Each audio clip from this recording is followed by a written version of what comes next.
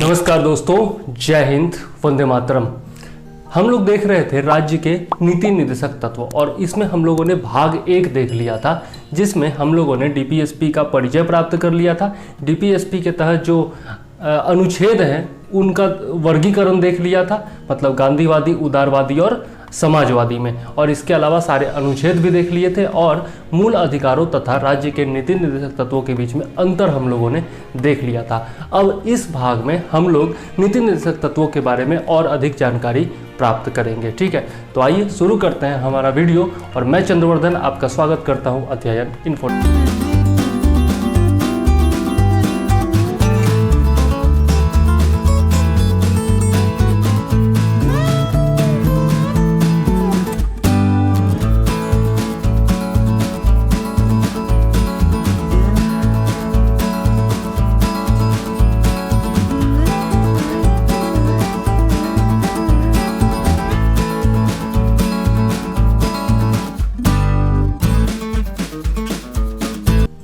सबसे पहले हम लोग देखेंगे अनुच्छेद 4 के बाहर जो निर्देश दिए गए हैं, मतलब अनुच्छेद 4 में तो आपका राज्य के नीति निर्देशक तत्व दिए ही गए हैं। इसके अलावा भी कुछ अनुच्छेद हैं जो कि राज्यों के लिए कर्तव्य माने जाते हैं और सुप्रीम कोर्ट के अनुसार जो है ये भी नीति निर्देशक तत्वों की ही भांति हैं। ठीक है, तो उनके बारे में हम लोग देख लेते हैं। सबसे पहला है आपका भाग 16 के अंतर्गत अनुच्छेद 335। ये कहता है कि जो आपका संघ या राज्य का सेवा होगा, संघ या राज्य की सेवाओं के लिए एससी या एसटी मतलब कि अनुसूचित जाति और अनुसूचित जनजाति के दावे को राज्य को स्वीकार करना होगा। ठीक है, मतलब उन्हें जो है कुछ सुविधाएं देनी होगी, कुछ आरक्षण वगैरह देना होगा, यह इसमें कहा गया है। ठीक है, अगर इसको हम लोग सही से देखें तो इसमें कहा गया है कि संघ या किसी राज्य के कार्यकलाप से संबंधित सेवाओं और पदों के लिए नियुक्तियां करने में अनुसूचित जातियों और अनुसूचित जनजातियों के सदस्यों के दावों का प्रशासन की दक्षता बनाए रखने के लिए संगति के अनुसार ध्यान रखा जाएगा। तो यह इसमें कहा गया है अनुच्छेद 335 में। ठीक है, वैसे याद रखिएगा इसमें जो है आपका लक्ष्मीकांत में अनुच्छेद 325 दे दिया है, जो कि गलत है। लक्ष्मीकांत में ही सबसे लास्ट में जाएंगे तो अनुच्छेदों में आप देखेंगे कि 335 में यही सेम चीज़ दिया हुआ है, और मैंने दृष्टि नोट्स में भी देखा, परीक्षा वाणी में भी देखा, सब में 335 के तहत ही इसको दिया हुआ है। तो यहाँ पर आप करेक्ट कर लीजिएगा यदि आपके भी लक्ष्मीकांत में गलत होगा तो। वैसे मेरा 5वां एडिशन है, आपका हो सकता है कि लेटेस्ट वाला हो तो उसमें सुधार कर दिया हो। ठीक है, तो ये मैं बताना जरूरी समझा, इसलिए बता दिया। आगे देख लेते हैं भाग 17 के अंतर्गत आपका अनुच्छेद 350 क है, जिसमें कहा गया है कि भाषाई अल्पसंख्यक वर्गों को प्राथमिक स्तर पर मातृभाषा में शिक्षा दी जाएगी।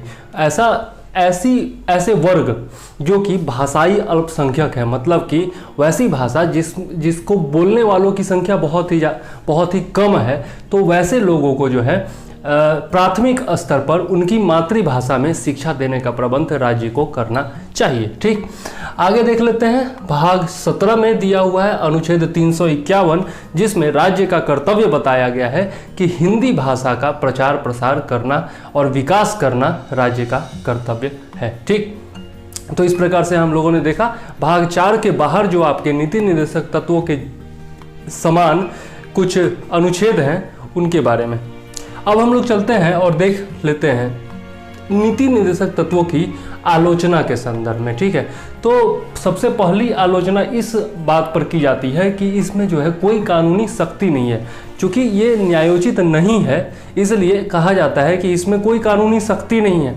ठीक है, और यह इस प्रकार से जो है प्रभावहीन है। ठीक है, तो इसके बारे में कुछ लोगों ने कहा है, केटी शाह ने इसको कहा है अतिरेक कर्मकांडी बताया है। केटी शाह ने इसको अतिरेक कर्मकांडी बताया है। इसके अलावा बताया है कि यह एक बैंक का चेक है। यह जो है नीति निर्देशक तत्व एक बैंक के चेक के समान है, जिसको भजाना या फिर जिसका जो भुगतान है, ठीक है, जिसका भुगतान बैंक की मर्जी पर निर्भर करेगा या फिर बैंक के संसाधनों पर निर्भर करेगा। तो यह जो है पूछा भी जा चुका है, इसलिए याद रखिएगा, यह पूरा स्टेटमेंट जो है वह याद रखिएगा कि केटी शाह ने ऐसा कहा था कि यह जो है एक चेक है, बैंक का चेक है, जिसका भुगतान बैंक के संसाधनों की अनुमति पर ही संभव है। ठीक है, तो चूंकि ये स्टेटमेंट पूछा जा चुका है इसलिए मैंने कुछ और स्टेटमेंट लिए हैं, हो सकता है भविष्य में वो भी स्टेटमेंट पूछ दिए जाएं, तो वो भी देख लीजिए कि टीटी कृष्णामाचारी ने आलोचना करते हुए नीति निर्देशक तत्वों को भावनाओं का अस्थायी कूड़ा घर कहा है। ठीक है, इसके अलावा केसी वेयर ने कहा है कि यह जो है नीति निर्देशक तत्व लक्ष्य एवं आकांक्षाओं का घोषणा पत्र है। लक्ष्य एवं आकांक्षाओं का घोषणा पत्र कहा गया है केसी वेयर के द्वारा। और इसके अलावा आपका आइवर जेनिंग्स ने इसे कर्मकांडी आकांक्षा कहा है। ठीक है, कर्मकांडी आकांक्षा किसने कहा है? आइवर जेनिंग्स ने कहा है। ठीक, सर आइवर जेनिंग्स। तो इस प्रकार से हम लोगों ने देखा कैसे आलोचना की गई है। ठीक है, आगे देख लेते हैं। दूसरा है आपका तर्कहीन व्यवस्था। इसको जो है तर्कहीन व्यवस्था भी कहा गया है। और किसने कहा है? तो एन श्रीनिवासन और आइवर जेनिंग्स ने इसको तर्कहीन कहा है। ठीक है, तर्कहीन इसलिए कहा है क्योंकि इसके पीछे जो है कोई भी आपका तर्क नहीं दिया गया है कि आखिर क्यों इसको शामिल किया गया, क्या इसका उद्देश्य है, यह नहीं बताया गया है इन आलोचकों के अनुसार। ठीक है, मेरे अनुसार नहीं, इन आलोचकों के अनुसार ऐसा कहा गया है। ठीक है, तीसरा है आपका रूढ़िवादी इसलिए कहा गया है क्योंकि आप देख सकते हैं आपका जो नीति निर्देशक तत्व है यह सांस्कृतिक बचाव की बात करता है, सांस्कृतिक विरासतों को बचाने की बात करता है, पर्यावरण संरक्षण की बात करता है, और इसीलिए इसको रूढ़िवादी कह दिया गया। आलोचकों के द्वारा कहा गया कि यह जो है आपका पुरानी विचारधारा को प्रश्रय देता है। ठीक है, तो ये गलत चीज है वैसे, लेकिन आलोचना करने वाले तो कुछ भी आलोचना करते हैं, तो इसको रूढ़िवादी कह करके इसकी आलोचना की गई है। ठीक है, इसके अलावा इसमें जो है संवैधानिक टकराव की संभावना है, ऐसा आलोचकों का कहना है। आलोचकों का कहना है कि इसमें जो है आपका राष्ट्रपति और प्रधानमंत्री के बीच टकराव हो सकता है, या फिर राज्य स्तर पर मुख्यमंत्री और राज्यपाल के बीच में टकराव हो सकता है। ठीक, अब प्रधानमंत्री जो है वो कोई कानून बना करके राष्ट्रपति के पास भेजेंगे और राष्ट्रपति उसको यह करके नामंजूर कर देंगे कि भैया ये तो जो है आपका राज्य के नीति निर्देशक तत्वों के अनुसार है ही नहीं। ठीक है, तो इस प्रकार से टकराव हो सकता है उन दोनों के बीच में, ऐसा आलोचकों का मानना है। ठीक, आगे देख लेते हैं। तो इसमें कई प्रावधान ऐसे हैं जो आज तक लागू नहीं किया जा सकते हैं, जैसे अनुच्छेद 44 में आपका समान नागरिक संहिता की बात की गई है, जो कि आज तक पूरा नहीं किया गया है। ठीक, तो इस प्रकार से इसकी आलोचना की गई है। अब हम लोग देख लेते हैं, आलोचना तो हम लोगों ने देख लिया, अब हम लोग देख लेते हैं कि इसकी उपयोगिता क्या है। ठीक है, तो बहुत सारे ऐसे भी विद्वान रहे हैं जिन्होंने इसकी बड़ाई भी की है, इसके बारे में बहुत अच्छी अच्छी बातें भी की हैं, इसका समर्थन भी किया है, तो उसके बारे में हम लोग देख लेते हैं। ठीक है, तो नीति निर्देशक तत्व जो है वह शासन के लिए मूलभूत तत्व है। ठीक है, ये तो हम लोग पहले भी पढ़ चुके हैं कि शासन के लिए, राज्य के शासन के लिए मूलभूत तत्व है। ठीक, एमएल सिंघवी जी ने कहा है कि नीति निर्देशक तत्व जो है वह संविधान को जीवन दान देने वाली व्यवस्था है। संविधान को दान देने वाली व्यवस्था एमएल सिंघवी जी ने कहा है। ठीक है, और उन्होंने ही कहा है कि संविधान के आवरण और सामाजिक न्याय में इसका दर्शन मिलता है। ठीक, आगे देख लेते हैं। एमसी चागला ने कहा है कि यदि नीति निर्देशक तत्वों का सही से क्रियान्वयन कर दिया गया, समय से क्रियान्वयन कर दिया गया, तो हमारा जो देश है वह पृथ्वी पर स्वर्ग के समान हो जाएगा। तो ऐसा कहना था एमसी चागला का। ठीक है, जो कि पूर्व मुख्य न्यायाधीश रहे हैं। ठीक, आगे देख लेते हैं। तो इससे जो है भारतीय राज्य व्यवस्था के लक्ष्य आर्थिक लोकतंत्र का निर्धारण होता है। ठीक, आगे देख लेते हैं, यह भी इसकी विशेषता है या फिर कह सकते हैं इसकी उपयोगिता है। आगे देख लेते हैं। तो बीएन राव जो कि संवैधानिक सलाहकार थे संविधान सभा के, उन्होंने कहा था कि राज्य प्राधिकारियों के लिए यह जो है नीति निर्देशक तत्व वह नैतिक आवश्यकता है एवं शैक्षिक मूल्य वाला है। ठीक, तो यह बीएन राव का कथन है। इसके अलावा आपका जो बी.आर. अम्बेडकर जी ने कहा था, भीमराव अम्बेडकर जी ने नीति निर्देशक तत्वों को काफ़ी अधिक मूल्यवान बताया था। उनका कहना था कि यह जो है बहुत अधिक मूल्य के हैं। ठीक, तो इसलिए इस प्रकार से हम लोग देख लेते हैं कि नीति निर्देशक तत्वों के बारे में किन विद्वानों ने इसका समर्थन किया है, किन विद्वानों ने इनकी आलोचना की है। ठीक है, अब हम लोग देख लेते हैं कि इसके लाभ के बारे में। ठीक है, नीति निर्देशक तत्वों की उपयोगिता के तहत ही जो है आप लाभ के पॉइंट्स भी जोड़ सकते हैं। तो ये जो है आपके पूर्व महान्यायवादी थे एमसी सीतलवार, ठीक है। उन्होंने इसके लाभ के बारे में कुछ बातें बताई थी, वही मैं बता देता हूं। अगर मेंस में क्वेश्चन पूछा जाता है नीति निर्देशक तत्वों के लाभ के बारे में या फिर उपयोगिता के बारे में, तो आप ये पॉइंट्स लिख सकते हैं, ठीक। भारतीय संघ के अधिकृतों को यह संबोधित करता है। उनका कहना था, एमसी सीतलवार का कहना था कि नीति निर्देशक तत्व जो है वो भारतीय संघ के अधिकृतों को, यानी कि यहाँ के नागरिकों को संबोधित करते हैं और उन्हें सामाजिक एवं आर्थिक मूल सिद्धांत जो कि संविधान के लक्ष्य हैं उनकी याद दिलाते हैं, ठीक। उसके बाद उन्होंने कहा था कि यह जो है न्यायालयों को न्यायिक समीक्षा की शक्ति के प्रयोग में सहायता करते हैं। न्यायालयों को न्यायिक समीक्षा की शक्ति के प्रयोग में सहायता करते हैं, ठीक। आगे देख लेते हैं। तो इन्होंने ये भी कहा था कि ये जो है विधायिका या कार्यपालिका के लिए राज्य क्रियाओं की पृष्ठभूमि प्रदान करते हैं। आप तो देख ही चुके हैं, हम लोग पहले भी पढ़ चुके हैं कि राज्य जो है जो भी कानून बनाएगा या फिर विधायिका जो भी कानून बनाएगी वह नीति निर्देशक तत्वों को ध्यान में रख करके बनाती है ताकि लोक कल्याणकारी राज्य की स्थापना हो सके या फिर सामाजिक और आर्थिक लोकतंत्र की स्थापना हो सके। तो इसलिए जो है ये क्या है, तो राज्य क्रियाओं के लिए पृष्ठभूमि का काम करते हैं या फिर पृष्ठभूमि प्रदान करते हैं। आगे देख लेते हैं। तो यह जो है प्रस्तावना को विस्तृत रूप देते हैं। यह हम लोगों ने विशेषता में भी पढ़ा था कि प्रस्तावना को विस्तृत रूप किस प्रकार से देते हैं। तो इसमें भी जो है आपका सामाजिक, आर्थिक और राजनीतिक न्याय की बात की, सामाजिक और आर्थिक, सॉरी राजनीतिक नहीं, सामाजिक और आर्थिक न्याय की बात की गई है, बंधुता की बात की गई है, इसके अलावा आपका स्वतंत्रता की बात की गई है, ठीक।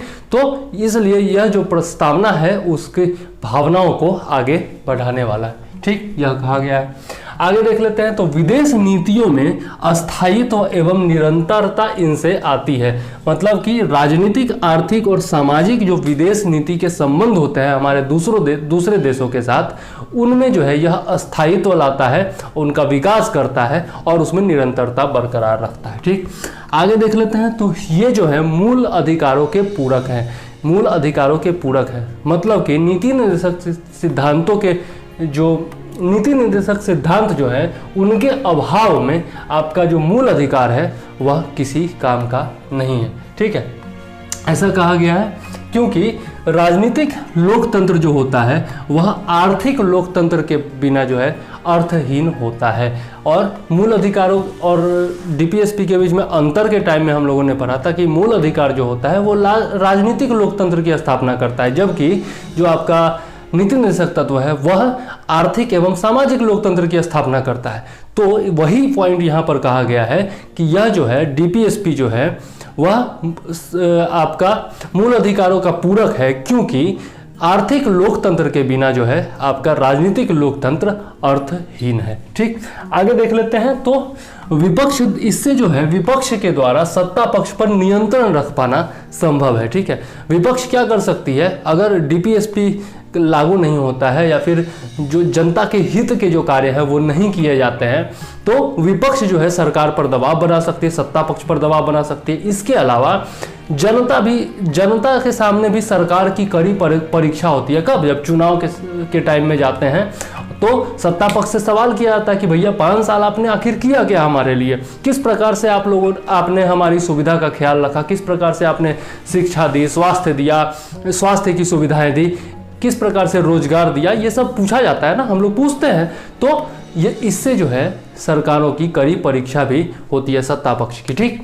आगे देख लेते हैं। तो कार्यपालिका एवं विधायिका के ये मार्गदर्शक है, पथ प्रदर्शक है, दार्शनिक है एवं मित्र की भूमिका निभाते हैं, ठीक है। तो इस प्रकार से हम लोगों ने देखा डीपीएसपी के लाभ के बारे में या फिर उनकी महत्ता के बारे में, ठीक। अब हम लोग देख लेते हैं मूल अधिकारों एवं नीति निर्देशक तत्वों में टकराव, ठीक है। मूल अधिकारों एवं नीति निर्देशक तत्वों के बीच जो है आज़ादी के बाद से ही या फिर संविधान के लागू होने के बाद से ही जो है टकराव लगातार चलता आ रहा है, ठीक है। तो उसी का इतिहास हम लोग देख लेते हैं। सबसे पहला जो है आपका 1951 का चंपाकम द्वैराजन वाद है, ठीक है। इसमें कहा गया था सुप्रीम कोर्ट के द्वारा कि यदि दोनों में टकराव होता है, मूल अधिकारों और डीपीएसपी में यदि टकराव होता है, तो आपका जो मूल अधिकार है वही प्रभावी होगा। ठीक है, पूरा जो वाद का निर्णय था वो पूरा पढ़ना संभव नहीं है, मैं उसका कुछ जो सारांश है वही आपको बता रहा हूँ और यही आपको याद भी रखना है, ज़्यादा कुछ याद भी नहीं रखना है। ठीक है, इसके बाद आया आपका गोलकनाथ मामला 1967 में। इसमें कहा गया कि डीपीएसपी लागू करने के लिए मूल अधिकारों में संशोधन नहीं किया जा सकता है। डीपीएसपी लागू करने के लिए मूल अधिकारों में संशोधन नहीं किया जा सकता है। ठीक है, लेकिन गोलकनाथ मामले का पर जो निर्णय आया उस पर संसद ने कड़ी प्रतिक्रिया की। ठीक है, और संसद ने क्या किया, 24वां संविधान संशोधन और 25वां संविधान संशोधन लागू कर दिया। ठीक है, जो कि 1971 में हुआ था। ठीक है, 24वां संविधान संशोधन क्या कहता है कि संसद जो है वह कानून बनाकर मूल अधिकार को समाप्त कर सकती है या फिर मूल अधिकार में कुछ कमी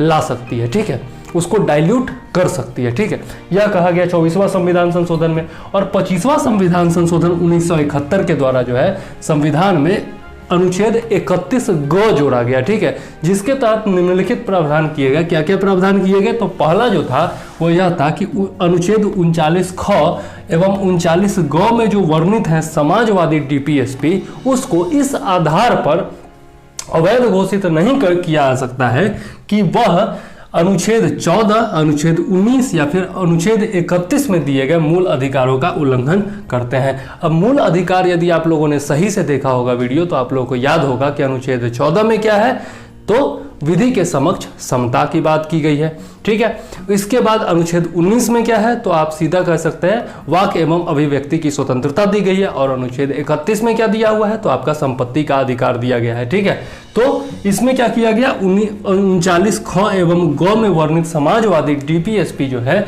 उसको इस आधार पर अवैध घोषित नहीं किया जा सकता है कि यह जो है आपका अनुच्छेद 14, अनुच्छेद 19 या फिर अनुच्छेद 31 का उल्लंघन करता है। ठीक, और दूसरा प्रावधान क्या दिया गया 25वां संविधान संशोधन 1971 के द्वारा कि उपरोक्त नीति, मतलब कि ये जो नीति है इसकी न्यायिक समीक्षा नहीं की जा सकती है। मतलब इसको इस आधार पर चुनौती नहीं दी जा सकती है न्यायालय में कि यह जो है नीति को प्रभावी नहीं करता है। ठीक, तो यह दोनों व्यवस्था संविधान में ये आपका संविधान संशोधन करके दी गई। ठीक है, अच्छा इसके बाद देख लेते हैं तो अब केशवानंद भारती वाद 1973 में सुप्रीम कोर्ट ने क्या किया कि जो आपका पहला वाला इसमें था, पहला जो आपका प्रावधान था उसको तो संवैधानिक करार दिया, लेकिन दूसरा जो प्रावधान था उसको असंवैधानिक बता दिया। ठीक है, और दूसरे संविधान को रद्द कर दिया। इसके बाद जो है आपका 42वां संविधान संशोधन 1976 लागू हुआ और इसमें क्या किया गया, 31 ग जो अनुच्छेद था उसका और विस्तार कर दिया गया। मतलब कि डीपीएसपी को मूल अधिकारों पर प्रभावी बनाया गया। ठीक है, और इसके अंतर्गत 4 अनुच्छेद जोड़े गए थे जो कि मैं पिछले वीडियो में बता चुका हूं, ध्यान से देखिएगा तो आपको समझ में आ जाएगा। ठीक है, पूरा अभी बताना मैं जरूरी नहीं समझता। आगे देख लेता हूं तो नेक्स्ट है आपका मिनर्वा मिल्स मामला 1980। इसमें क्या किया गया कि डीपीएसपी को, directive principles of state policy को मूल अधिकारों के अधीन बताया गया। ठीक है, मूल अधिकारों के अधीनस्थ बताया गया, लेकिन जो आपका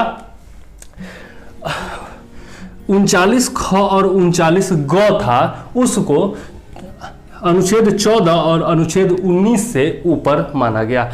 यानी कि ये तो पूरा तरह से तो कहा गया कि डीपीएसपी जो है वह मूल अधिकारों के अधीन होंगे, लेकिन 39 ख और 39 ग में जो आपके डीपीएसपी दिए गए हैं उनको मूल अधिकारों से ऊपर बताया गया। मतलब कि अनुच्छेद 14 एवं अनुच्छेद 19 से ऊपर बताया गया। ठीक, तो ये याद रखिएगा। इसके अलावा इसी में मिनर्वा बिल्स मामले में ही कहा गया कि जो आपका डीपीएसपी है और मूल अधिकार है इन दोनों के बीच में संतुलन आवश्यक है। ठीक है, संविधान की मूल भावना के लिए, मूल उद्देश्यों की पूर्ति के लिए इन दोनों के बीच में संतुलन होना आवश्यक है। न इसमें से कोई कम है न कोई ज़्यादा है। ठीक है, एक ही रथ के 2 पहिए हैं। ठीक, तो यह पूछा जा चुका है, याद रखिएगा। ठीक है, यह भी पूछा जा चुका है कि 31 ग को किस संविधान संशोधन के द्वारा जोड़ा गया। ठीक है, तो ये सारा जो पॉइंट है मैं दे रहा हूँ, ये कोई ऐसे नहीं दे रहा हूँ, सब में से कुछ ना कुछ क्वेश्चन पूछा ही गया है और कुछ पॉइंट्स मैंने मेंस के भी दिए हैं ताकि अगर मेंस में क्वेश्चन पूछा जाए डीपीएसपी से तो वो भी आप लोग बता सको। ठीक, इसलिए एक एक चीज को ध्यान से सुनिए। अब हम लोग देख लेते हैं कुछ प्रमुख डीपीएसपी के बारे में, तो जो कि पहले एग्जाम में पूछे जा चुके हैं। ठीक है, यह देख लेते हैं और इसके बाद जो है हम लोग आगे चलेंगे तो क्रियान्वयन को देखेंगे कि डीपीएसपी का क्रियान्वयन जो है 1950 से लेकर के अब तक किस प्रकार से किया गया है। ठीक है, अब हम लोग कुछ अनुच्छेद देख लेते हैं जो कि आपका बहुत ज़्यादा इम्पॉर्टेंट है, जो कि पहले पूछा जा चुका है डीपीएसपी में। देख लेते हैं तो अनुच्छेद 39 क है, जिसमें समान न्याय एवं निःशुल्क विधिक सहायता की बात की गई है। किसके लिए? गरीबों के लिए निःशुल्क विधिक सहायता, जो खुद से अपना वकील नहीं कर सकते, अपना केस खुद से लड़ नहीं सकते, उनके लिए राज्य जो है वह निःशुल्क विधिक सहायता का प्रावधान करेगा। ठीक है, इसके बाद है आपका अनुच्छेद 39 घ, जिसमें स्त्री एवं पुरुषों के लिए समान कार्य के लिए समान वेतन की बात कही गई है। ठीक है, और यह बराबर जो है चर्चा में रहता है, तो आपको इसको ध्यान में रखना जरूरी है। ठीक है, इसके बाद है आपका अनुच्छेद 40, जिसमें ग्राम पंचायतों की स्थापना की बात की गई है। ठीक है, ग्राम पंचायतों के गठन की बात की गई है। नेक्स्ट है आपका अनुच्छेद 42, जिसमें आपका प्रसूति सहायता की बात की गई है, मतलब मैटरनिटी बेनिफिट्स की बात की गई है। महिलाओं के लिए जो भी गर्भावस्था में है महिलाएं, उनकी बात की गई है इसमें। ठीक है, उनको पोषण देना, डॉक्टरी सहायता देना, इन सब की चर्चा इसमें की गई है। ठीक, इसके बाद है आपका एक मैं लिखना यहाँ पे भूल गया, अनुच्छेद 44, जिसमें समान नागरिक संहिता की बात की गई है, आपका यूनिफॉर्म सिविल कोड की बात की गई है, तो वो भी बहुत ज़्यादा इंपॉर्टेंट है, याद रखिएगा। नेक्स्ट है आपका अनुच्छेद 47 जिसमें आपका मदिरा यानी कि शराबबंदी की बात की गई है, या फिर नशीले पदार्थों के सेवन पर प्रतिबंध लगाने की बात की गई है। ठीक है, नेक्स्ट है आपका अनुच्छेद 50, जिसमें कार्यपालिका का न्यायपालिका से पृथक्करण की बात की गई है। और नेक्स्ट है आपका अनुच्छेद 51, जो कि अंतर्राष्ट्रीय शांति एवं सुरक्षा की बात करता है। ठीक है, तो ये जो अनुच्छेद हैं बहुत बार पूछे जा चुके हैं, विभिन्न एग्जाम्स में पूछे जा चुके हैं, कई बार पूछे जा चुके हैं, तो बिल्कुल ध्यान में रखिएगा। अब हम लोग चलते हैं और देख लेते हैं कि किस प्रकार से डीपीएसपी का अब तक जो है क्रियान्वयन किया गया है विभिन्न सरकारों के द्वारा, और किस प्रकार से अन्य योजनाएं लागू की हैं, बहुत सारे आयोगों का गठन किया गया है, ये सब हम लोग देखते हैं। आइए अब हम लोग देख लेते हैं राज्य के नीति निर्देशक तत्वों के क्रियान्वयन के बारे में। 1950 में संविधान लागू होने से अब तक जो है क्या क्या किस प्रकार से क्रियान्वयन किया गया। वैसे तो बहुत सारे कानून हैं, बहुत सारे आयोग हैं, लेकिन जो मुख्य मुझे लगे जो परीक्षा में पूछे जा चुके हैं या फिर पूछे जाने की संभावना है, उसके बारे में लिखा। हाँ, करंट अफेयर्स को मैंने इसमें शामिल नहीं किया है। ठीक है, वो आपको करंट अफेयर्स में रेगुलर मिलता रहता है, इसलिए मैंने इसमें शामिल नहीं किया, वीडियो ज़्यादा लंबा करने की ज़रूरत नहीं है। ठीक है, तो आइए देख लेते हैं हम लोग कुछ प्रमुख प्रावधानों के बारे में। तो सबसे पहले देखते हैं 1950 में जो सबसे इम्पॉर्टेंट है, योजना आयोग की स्थापना की गई 1950 में। ये तो बहुत बार पूछा जा चुका है, और जैसा कि हम लोग जानते हैं योजना आयोग का नाम बदल करके नीति आयोग कर दिया गया 2015 में। ठीक है, तो यह बिल्कुल याद रखिएगा।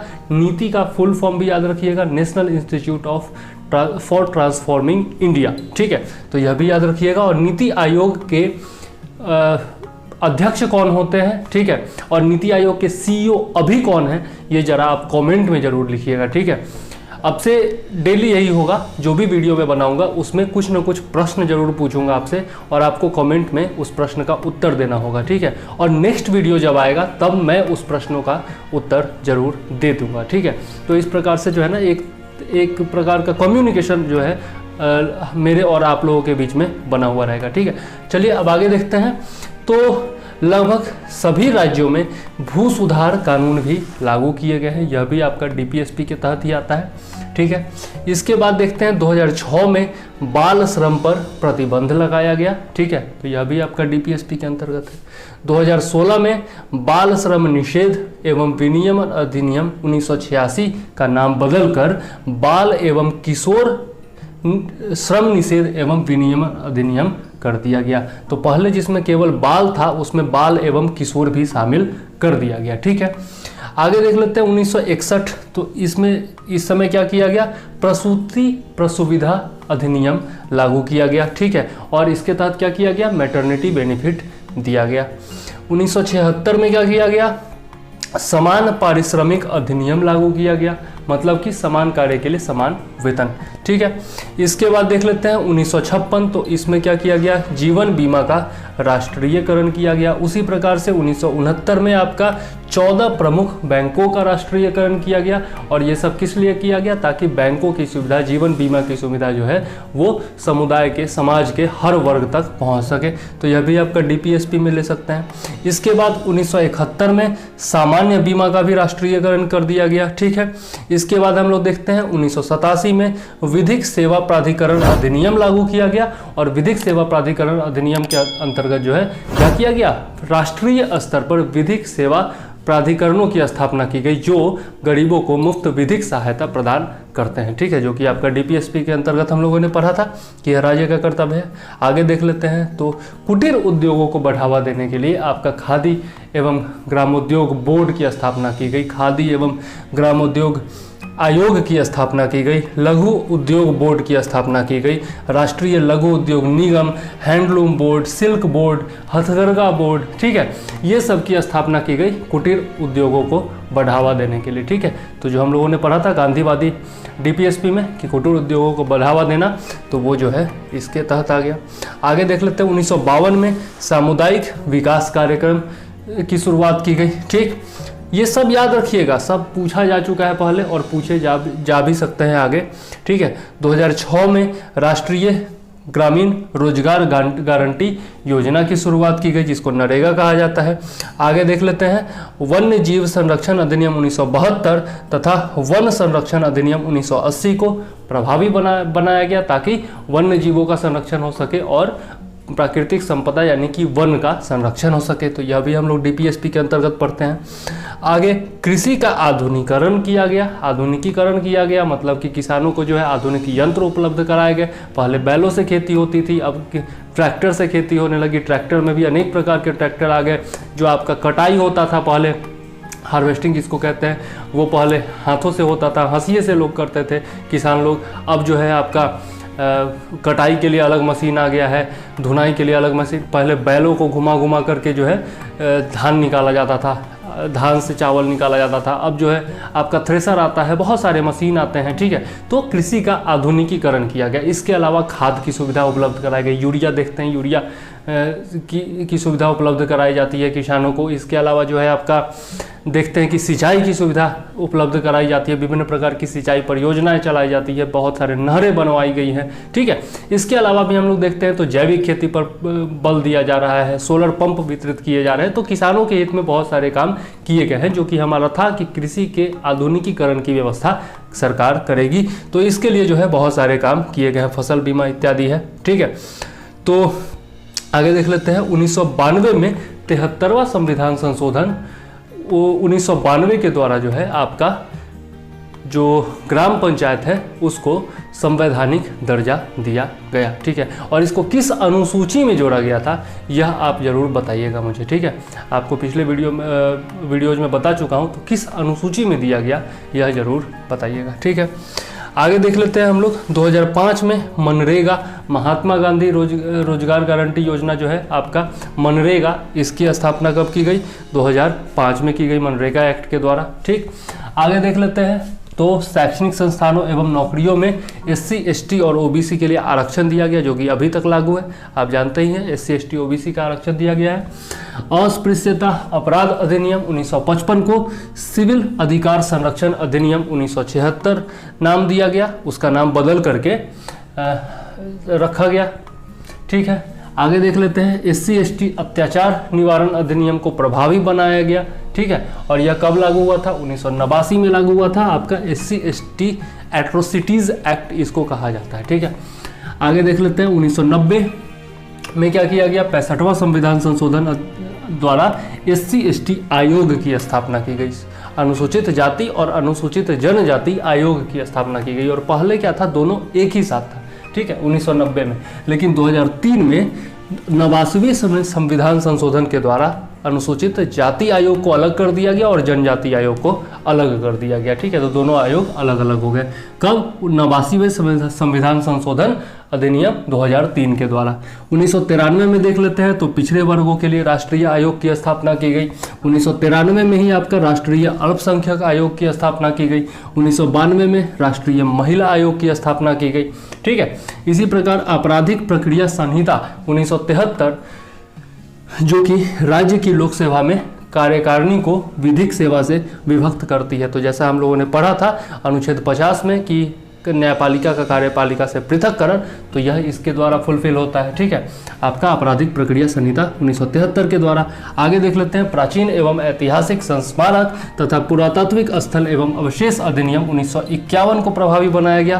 तो हम लोगों ने जैसा पढ़ा था कि ऐतिहासिक स्मारकों, जो पुरातात्विक स्मारक हैं या फिर जो स्थल है उनका संरक्षण करना, तो वो इसके अंतर्गत आ गया। इसके बाद हम लोग देखते हैं तो प्राथमिक स्वास्थ्य केंद्र बनाए गए हैं, विभिन्न प्रकार के सरकारी अस्पताल बनाए गए हैं और अनेक प्रकार के रोग हो जैसे कि मलेरिया हो गया, आपका पोलियो हो गया, टीबी हो गया, खसरा हो गया, इन सब का टीकाकरण कराया जाता है। इन सब के उन्मूलन के लिए सरकार के द्वारा प्रयास किया जाता है। तो यह सब भी आप देख सकते हैं। ठीक है, स्वास्थ्य सुविधा उपलब्ध कराने में ये सब आ गया। इसके बाद है कुछ राज्यों में गायों, बछड़ों और बैलों इत्यादि को काटने पर जो है प्रतिबंध भी लगाया गया है। कुछ राज्यों में लगाया गया है, देश स्तर पर ऐसा नहीं है। ठीक, आगे देख लेते हैं तो 65 वर्ष से अधिक आयु वर्ग के लिए अनेक राज्यों में वृद्धावस्था पेंशन भी लागू की गई है। ठीक है, आगे देख लेते हैं तो ये किस में आ गया, तो निःशक्त लोगों को सहायता प्रदान करना, उसमें ये आ गया। आगे देख लेते हैं तो अंतर्राष्ट्रीय शांति एवं सुरक्षा हेतु हम लोगों ने क्या अपनाया है, पंचशील का सिद्धांत अपनाया है और गुट निरपेक्षता का समर्थन किया है। ठीक है, तो यह आपका अंतर्राष्ट्रीय शांति एवं सुरक्षा अनुच्छेद 51 के तहत आ गया। ठीक है, तो इस प्रकार से हम लोग देखते हैं कि डीपीएसपी के क्रियान्वयन के लिए जो है आपका 1950 से लेकर के और अब तक जो है अनेकों प्रयास किए गए। इसमें बहुत कुछ ऐसा है जो कि शामिल नहीं कर सकता हूँ, क्योंकि शामिल अगर इसको टोटल पढ़ाने लगूँ ना तो कम से कम 1 महीना तो बीत जाएगा। जितने मतलब मोदी सरकार नहीं तो 6 साल में इतनी सारी योजनाएं निकाल दी हैं कि मतलब गिनना मुश्किल हो जाता है। तो कितनी योजनाओं के आप पढ़े हुए, लेकिन जो इंपॉर्टेंट है, जो पूछे जा चुके हैं या फिर आगे पूछे जाने की संभावना है, उनमें ये सब है। और बाकी तो आप करंट अफेयर्स में पढ़ते ही रहते हो योजनाओं के बारे में। ठीक है, आगे देख लेते हैं कुछ महत्वपूर्ण तथ्य। तो इसमें अधिकतर चीज़ें मैंने बता ही दी थी, कुछ जो इंपॉर्टेंट है वो बता देता हूँ। तो डीपीएसपी संविधान की अनोखी विशेषता है, ऐसा कहना था किसका, डॉक्टर BR अम्बेडकर जी का। ठीक है, इसके बाद समान नागरिक संहिता अनुच्छेद 44 जो है वह राष्ट्रीय अखंडता की गारंटी देता है। ये सारे क्वेश्चन पूछे जा चुके हैं, इसलिए मैंने ले लिया है। बंधुआ मजदूरी उन्मूलन अधिनियम 1976 में पारित हुआ था, याद रखिएगा, यह भी पूछा जा चुका है। इसके अलावा संवैधानिक सरकार की परिभाषा पूछी गई थी, यूपीएससी का ये क्वेश्चन है।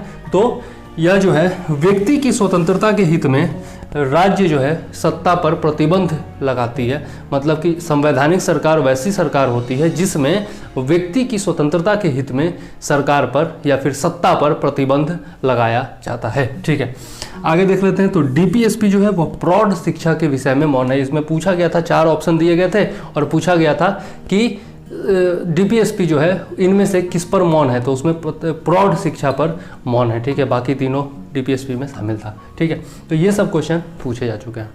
तो इस प्रकार से हमारा डीपीएसपी खत्म होता है, राज्य के नीति निर्देशक तत्व। अब नेक्स्ट हमारा मौलिक कर्तव्य होगा, लेकिन उससे पहले 1-2 वीडियो जो है आपका दूंगा, किसका, इतिहास का। ठीक है, तो 1-2 वीडियो इतिहास के चलते हैं और उसके बाद 1-2 वीडियो राज्य व्यवस्था के चलते हैं और धीरे धीरे इस महीने के अंत तक जो है दोनों को समाप्त कर दूंगा। प्राचीन भारत का इतिहास भी समाप्त कर दूंगा और ये भी समाप्त कर दूंगा। ठीक है, तो बस वीडियो को लाइक करते रहिए, सब्सक्राइब करते रहिए, शेयर करते रहिए। देख ही रहे हैं पसीना, अब क्या कहूँ, जो भी है पंखा चला नहीं सकता, कितनी बार बता चुका हूँ। तो पसीने की कदर कीजिए, मेहनत की कदर कीजिए, लाइक कीजिए, शेयर कीजिए, सब्सक्राइब कीजिए। और जिन्हें भी बीपीएससी के बैच से जुड़ना है वो जुड़ सकते हैं। सारी जानकारी आपको दे ही चुका हूँ। बैच शुरू हो चुका है, भूगोल का 3 अध्याय दे चुका हूँ और जनवरी का करेंट अफेयर्स भी उसमें दे चुका हूँ। तो जिनको जुड़ना है वो जल्दी करें, जुड़ जाएं। कुछ लोग जुड़े हैं, आप लोग भी जल्दी से जुड़िए। बहुत सारे लोग इंक्वायरी भी किए हैं लेकिन अभी जुड़े नहीं हैं, पेमेंट के कारण या फिर किसी और समस्या से। तो जल्दी से जल्दी जुड़ जाइए, जितना जल्दी जुड़िएगा आप ही का भला होगा। और आप ही की के लिए बोल रहा हूँ, अपने लिए तो बोलता नहीं हूँ कुछ। ठीक है, तो चलिए अब मुझे दीजिए इजाज़त। जय हिंद, वंदे मातरम।